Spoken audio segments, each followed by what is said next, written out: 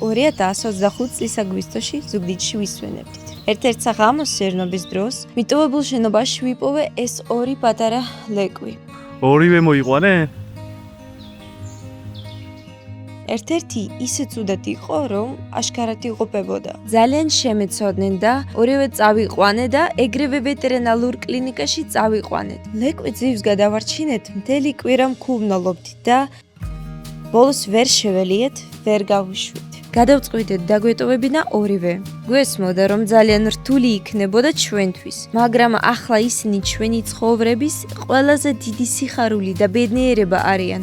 ეს კინგია, ეს კი ლოლა. ძაღლები დაბადებისას არ ირჩევენ რომელ ჯიშად დაიბადონ. მათი ბრალი არა თუ მიატოვეს და სიცოცხლისთვის ბრძოლა უწევთ ყოველდღიურად. ნებისმიერი ცხოველი იმსახურებს ბედნიერებას და ვფიქრობ, რომ ყველა ჩვენგანის ვალია გავაკეთოთ ყველაფერი, რაც შეგვიძლია ამისთვის.